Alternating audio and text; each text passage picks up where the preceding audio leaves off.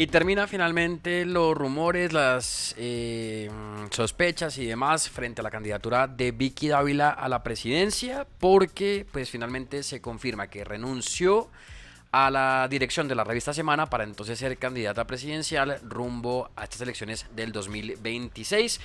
Una candidatura que venía calentándose, de la que se venía hablando, que se rumoraba también desde hace mucho tiempo, que mucha gente ya daba por hecho, de la cual también pues ya se opinaba y demás, pero pues bueno, ya se ha confirmado esta noticia y es que entonces pues será candidata para las próximas elecciones, que incluso muchos venían cuestionando si lo venía haciendo desde o bajo la dirección de la revista Semana, si tenía que ver ese tema de las giras por diferentes ciudades del país, por las invitaciones que recibía a diferentes congresos, por los discursos que daba en diferentes encuentros con empresarios que no tenían tintes periodísticos, sino que tenían como un fin político y pues que esto era parte de la campaña. El caso es que ya se retiró de la revista Semana, ya no es más su directora, y ahora pues será candidata presidencial para estas elecciones del 2026. Y justamente la portada de la revista Semana de este fin de semana es ella, en una carta que le envía a los colombianos en la que pide que ya no la juzguen como periodista, en la que además hace un recuento de sus más de 30 años de trabajo como periodista y que ahora quiere que la juzguen con la mirada crítica que se hace o la que tienen con los demás candidatos o con los demás políticos.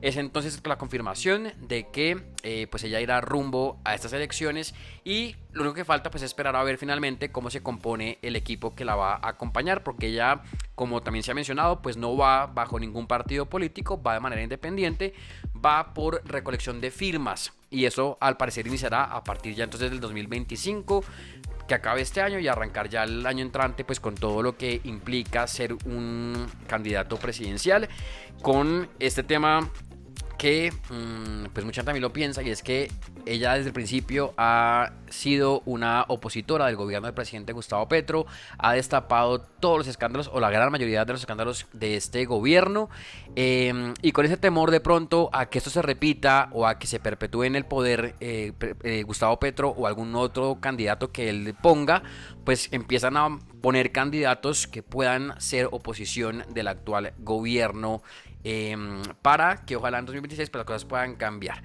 Es entonces la noticia, por supuesto, política que tiene a todo el mundo también hablando y opinando. Y como les mencionaba, pues ella publica, o la revista publica esta portada del fin de semana, una carta a los colombianos en la cual ella se dirige y en la cual pues hace todo este recuento para que entonces ahora la juzguen como una candidata y como una política más.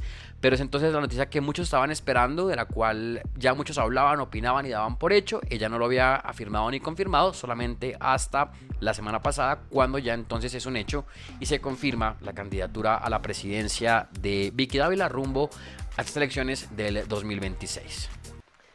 Hola, soy Vicky Dávila y esta es mi carta a los colombianos. Soy una mujer simple, que dice lo que piensa y que hace lo que dice. Cumplo mi palabra y estoy lista para encarar una vez más una nueva etapa de mi vida. Sé que he llegado hasta aquí gracias a muchos de ustedes y a pesar de algunos pocos. Gracias especialmente a los que nunca me han dejado sola y a quienes han trabajado y construido conmigo, a quienes me han dado oportunidades, me han tendido la mano y a quienes me han criticado, mostrándome un mejor camino. Gracias también a quienes pusieron piedras, haciéndome más fuerte. Sé que la gran mayoría me conoce, pero pocos saben de dónde vengo. Soy hija de una ama de casa y del capataz de una finca que cantaba tangos. De ellos no heredé dinero ni apellidos, pero sí algo más importante: confianza en mí misma, valores y la importancia del trabajo duro. Soy producto de la familia, de la educación, del esfuerzo personal y de jugar en equipo. Mi amor por el periodismo nace cuando descubrí que ni la mentira mejor contada supera una escueta verdad. A mis 51 años sé que es importante soñar, pero sobre todo que esos sueños se puedan hacer realidad. Nunca he dejado de ser lo que soy y no quiero dejar de serlo.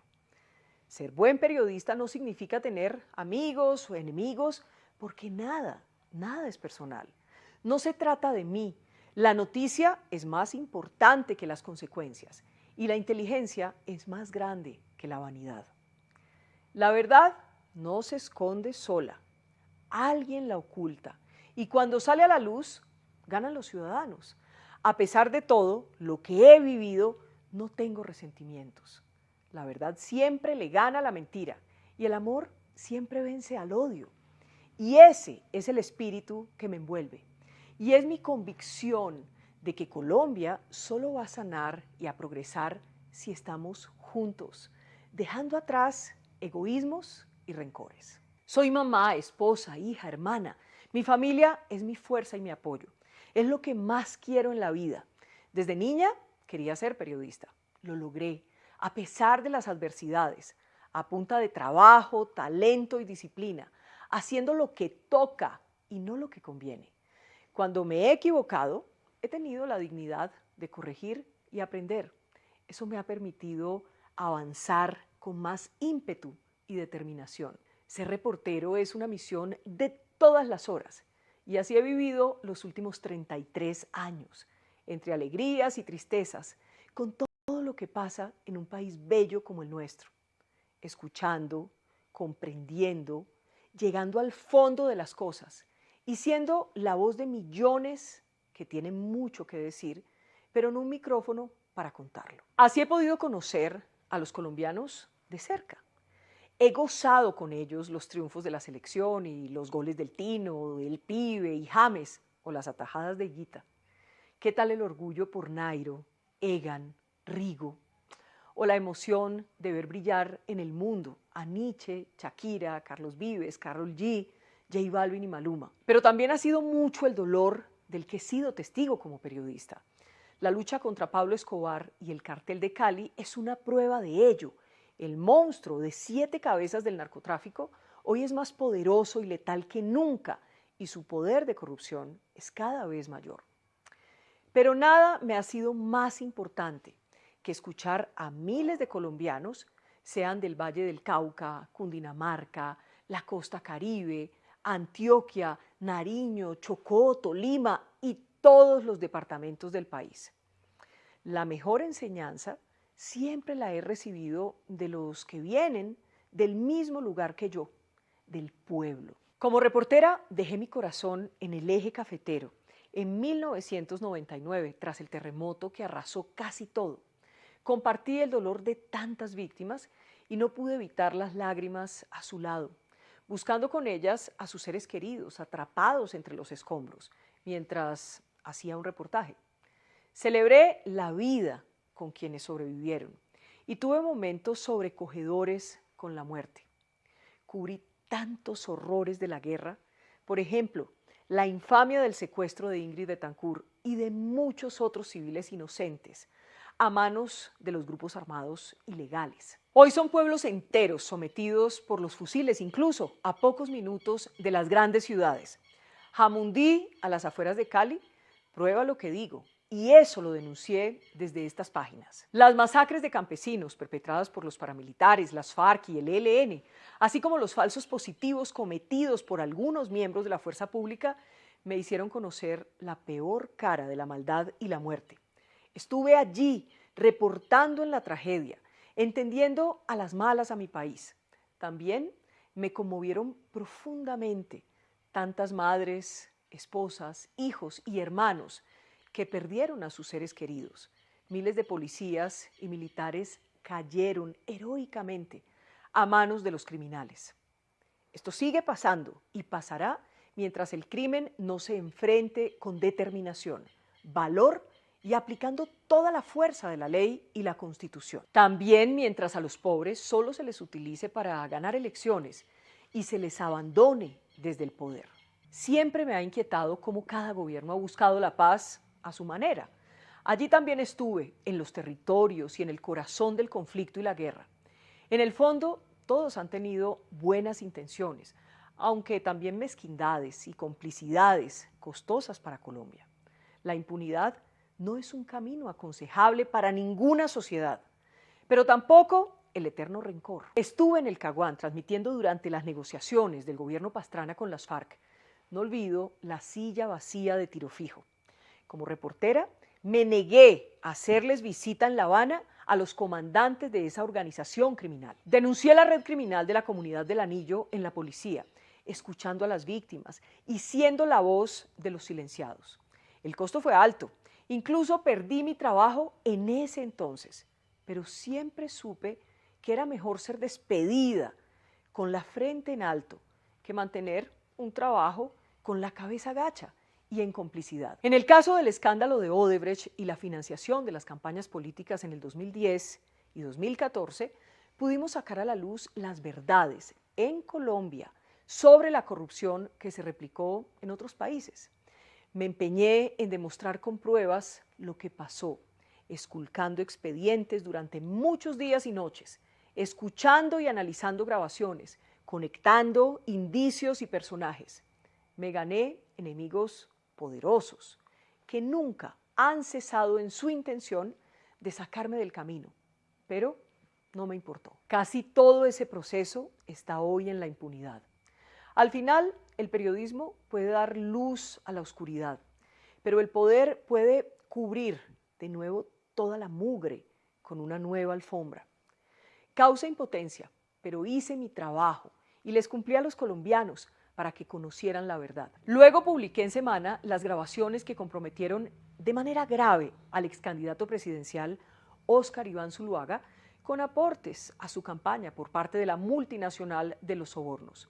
Y dejé en evidencia al entonces presidente candidato Juan Manuel Santos, dos contrincantes con una misma fuente de ingresos. Esa es la degradación de la política.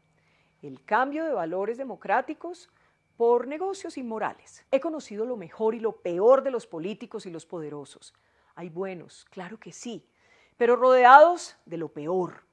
Ninguna flor crece y se desarrolla en medio de la podredumbre. Son más los corruptos que viven para defraudar al Estado, para robárselo a como de lugar. Son una verdadera plaga enquistada. De esos sé cómo operan, qué pactos hacen y hasta dónde son capaces de llegar con tal de lograr sus objetivos de plata y poder. No tienen límites. Lo que ha pasado en el gobierno Petro es una prueba de ello. Siempre he querido lo mejor para mi país. Hoy, más que nunca, no quiero que la Colombia de mañana sea la Venezuela de hoy. Tenemos la inmensa oportunidad que no tuvieron nuestros vecinos, aprender de los errores ajenos. No saben lo que ha significado para mí destapar escándalos frente a los ciudadanos. Con el valiente equipo periodístico de Semana, denunciamos 10 días antes de la segunda vuelta presidencial, en junio de 2022, los Petrovideos, que se convirtieron en el preludio de lo que sería esta administración. Trampas, campañas de desprestigio, zancadillas, ineptitud, cinismo, ideologización, amiguismos y corrupción. Un verdadero engaño para quienes creyeron en el prometido cambio. Luego investigué durante 4 meses las denuncias de Day Vázquez, la ex esposa de Nicolás Petro. No saben cuántos desvelos tuve pensando en la información que tenía entre mis manos. Pero hice lo que tenía que hacer y lo puse en conocimiento del país. Hoy el hijo del presidente está en juicio por lavado de activos y enriquecimiento ilícito. También rescatamos la confesión del hijo del presidente ante los fiscales. Allí todos pudimos escuchar de su propia voz la verdad de lo que pasó en la campaña de su papá. Si no lo hubiéramos hecho, esa verdad habría quedado sepultada y no hubiese sido justo con los colombianos. Estoy convencida de que independientemente de las decisiones judiciales, la verdad vive sola. El día en que entrevisté a Sneider Pinilla en exclusiva y de madrugada, el país también se estremeció. Me reveló todo lo que hicieron en la UNGRD para comprar congresistas y pasar las reformas de Petro en el Congreso. Fue asqueante. Asimismo, logré el primer testimonio de Olmedo López, su primera confesión en público, que comprometía a ministros y a otros altos funcionarios del gobierno en hechos de corrupción. En ese momento se develó el cónclave. Verlo con tanto miedo y siendo tan cercano al presidente Me reconfirmó lo peligrosas que son las mafias dedicadas a saquear los recursos públicos. Por eso creo en el poder de la familia, en que los valores se enseñan en la casa y en que la educación es vital para que una sociedad pueda avanzar. Nuestros jóvenes tienen que volver a tener una esperanza y a creer que el esfuerzo y el trabajo los sacarán adelante. Hoy los colombianos conocen mejor a Petro y a su círculo más cercano, en gran parte gracias al trabajo que hicimos los periodistas de Semana. Me siento muy satisfecha y orgullosa por eso. No me creo una heroína, no lo soy, pero sí soy una ciudadana y una periodista que cumplió con su deber y con los colombianos. He trabajado solo por encontrar la verdad y poner en evidencia a los corruptos y a los poderosos. Debo ser honesta y reconocer que Petro no sería presidente si gran parte de los políticos de siempre no hubieran defraudado a los colombianos. Esa debacle política y tantas necesidades de la gente sin resolver durante décadas, a pesar de grandes esfuerzos, le dieron la oportunidad a la peor izquierda de colarse por las ranuras de la democracia, con la careta del cambio. Hoy necesitamos un país que unido busque oportunidades para todos. No puede ser que muchos vecinos de la región sigan avanzando y nosotros, en cambio, estemos retrocediendo. Hay que derrotar el miedo, hay que resetear la política. No nos podemos rendir. El presidente o la presidenta no puede ser más que un empleado de los colombianos y su reto debe ser entender el honor y la responsabilidad que eso encarna. Pero sobre todo debemos equiparar las prioridades de los políticos con las necesidades de la gente. Hoy están en su punto más distante. Me voy de Semana con la tarea cumplida. A mis compañeros del alma les pido que sigan adelante, que la prensa libre es una garantía en una democracia. Ahora tienen la obligación de exigirme con todo el rigor, como a los demás.